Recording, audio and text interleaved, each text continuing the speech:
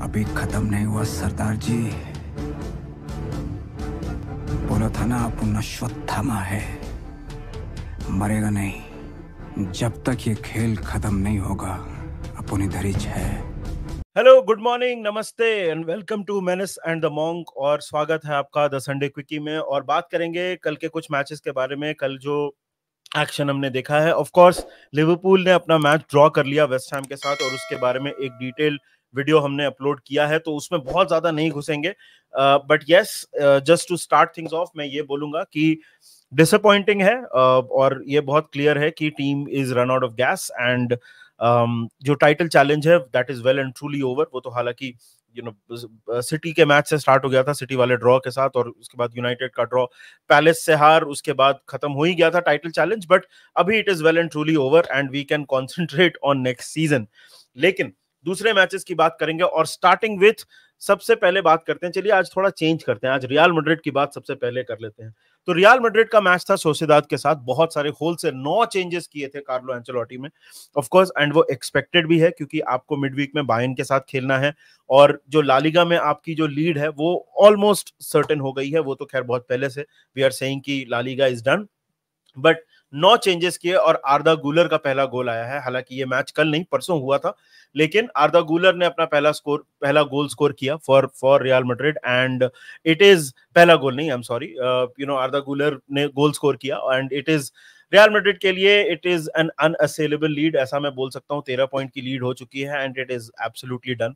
But match की थोड़ी बात करते हैं। तो जैसे मैंने बोला कि लाइनअप में बहुत सारे चेंजेस थे। अगर आप रियल मैड्रिड की लाइनअप देखो तो फ्रैन गार्सिया खेल रहे थे, ब्राहिम डियाज ने स्टार्ट किया, लूका मॉड्रिच को ऑफ कोर्स एक स्टार्ट दिया गया, चुआमिनी, ये सारे प्लेयर्स खेले, बट 9 चेंजेस किए थे। और आपको पता है कि जो बायर्न के साथ जो मैच होगा, इसको देख के आपको समझ आ रहा है कि काफी चेंज लाइनअप होगी।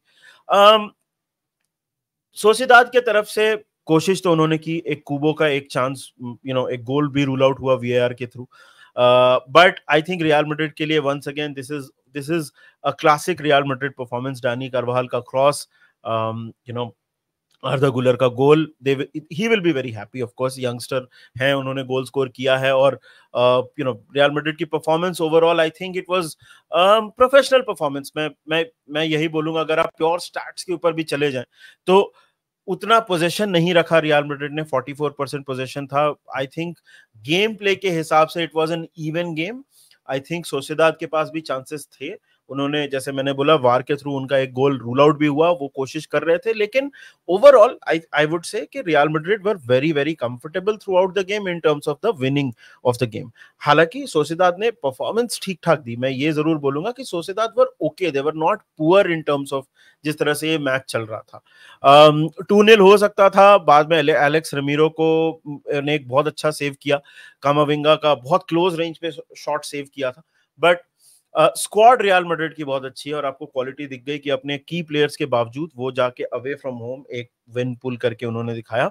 और the La Liga chapter I think is very much closed. And आगे बढ़ते हैं और बात करते हैं मैनचेस्टर यूनाइटेड वर्सेस बर्नली की। तो वंस अगेन ओल्ड ट्रैफर्ड पे ड्रॉ हुआ है। बर्नली एक डेस्टिन्ड फॉर रेलिगेशन साइड ऐसा लग रहा है, या शायद कोई चमत्कार हो जाए बर्नली के साथ, लेकिन उनके जो फिक्सचर्स हैं उनको देखते हुए ऐसा जरूर लग रहा है कि बर्नली एक रेलिगेटेड साइड है, और बहुत फ्रस्ट्रेशन होगा मैनचेस्टर यूनाइटेड फैंस में इस ड्रॉ को देख के।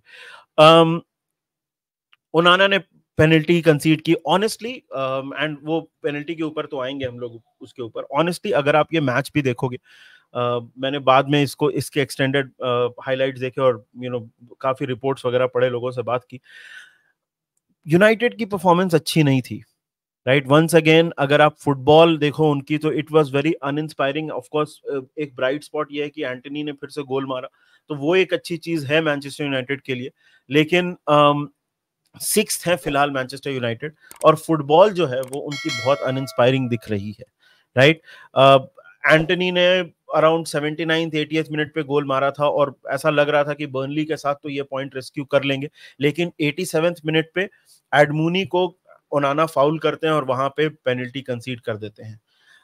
ये जो रिजल्ट है, इसको देख के बड़ा मुश्किल लग रहा है कि यूनाइटेड किसी भी तरह से एक यूरोपा लीग स्पॉट भी मुश्किल लग रहा है, क्योंकि अगर आप न्यूकासल को देखो तो सेम नंबर ऑफ गेम्स है, उनका goal difference is vastly superior. Newcastle का गोल डिफरेंस इज 19। कल उन्होंने 5-1 अपना मैच जीता शेफील्ड के साथ, और by the way Sheffield is relegate हो गई है वो साइड।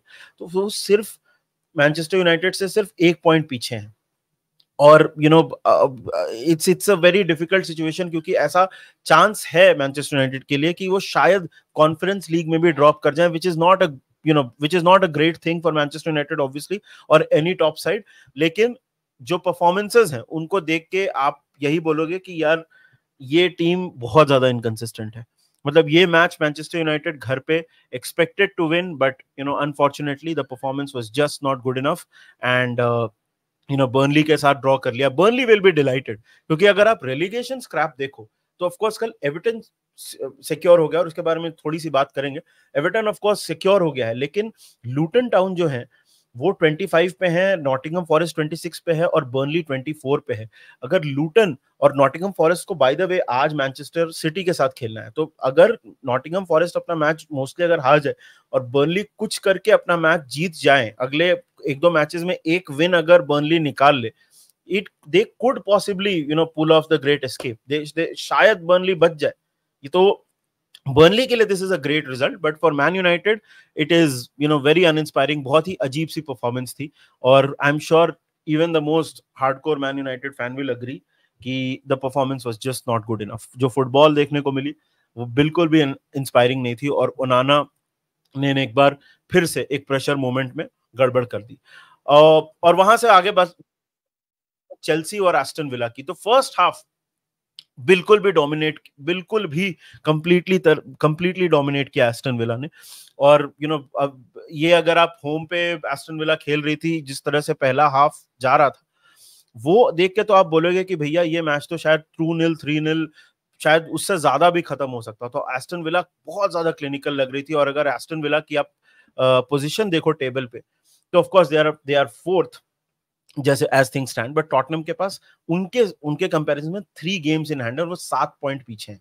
तो Tottenham are hot on their tails, assuming कि वो अपने सारे मैचेस जीते हैं, बट वो कॉम्बिनेशन परम्यूटेशन में हम बाद में जाएंगे। लेकिन फर्स्ट हाफ की बात करते हैं। फर्स्ट हाफ में देख के ऐसा लग रहा था कि एस्टन विला ये मैच आराम से जीतेगी। 5-0 चेल्सी हार के ये मैच आ रही थी, और ऐसा लग रहा था कि एक फिर से शायद एक वर्ड डीमोरलाइजिंग डिफीट शायद से चेल्सी को फेस करनी पड़ी। Morgan Rogers once again he's scoring. Aston Villa, I would say कि right now they look the favorite for the 4th spot. I mean, of course, Spurs ये चीज achieve कर सकती है, ऐसी कोई बात नहीं है। लेकिन आई थिंक राइट नाउ अगर आप एस्टन विला की परफॉर्मेंस देखो तो एटलीस्ट, और खास करके घर पे, दे लुक एब्सोल्युटली स्ट्रांग। लेकिन यहाँ पे सेकंड हाफ होता है, और सेकंड हाफ में चेल्सी की बहुत ही स्ट्रॉन्ग कमबैक करती है, राइट। उसके अगर आप देखो तो सेकंड हाफ में गोल्स आते हैं। पहले नोनी मदुएके स्कोर करते हैं, बाद में कॉर्नर गैलेगर का गोल आता है। सेकंड हाफ में Chelsea were looking very very very very very very strong as compared to the first half. And of course यहाँ पे इस मैच में जो बात होगी वो एक्सेल स्टॉपेज टाइम विनर था।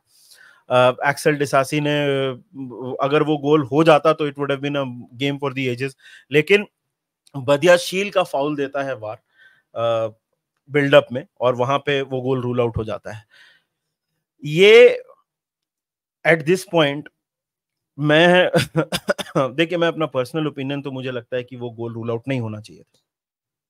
लेकिन एट दिस पॉइंट वीएआर के बारे में कुछ भी बोलना पॉसिबल ही नहीं है। आप नहीं बता सकते कि वीएआर किस चीज को गोल देगा, किस चीज को गोल नहीं देगा, कौन सा फाउल है, कौन सा फाउल नहीं है। एक हफ्ते जो चीज फाउल होती है, अगले हफ्ते वो फाउल नहीं होता है। एक चीज जो अलाउड है वो अगले चीज अलाउड नहीं है। लिवरपूल वर्सेस वेस्ट हैम में भी हमने देखा कि एरियोला बॉल प्ले में डाल देते हैं, उसके बाद the referee interrupts the play and says कि इंजर्ड हैं आप। मतलब आई डोंट नो इसका क्या सोल्यूशन है, और as a fan it can only frustrate you. मुझे पर्सनली इसका कोई सोल्यूशन समझ में नहीं आता। बदियाशील का फाउल, मुझे it was a shoulder barge, तो I don't know, it should be it is a contact sport, तो I didn't think there was much in that, यार।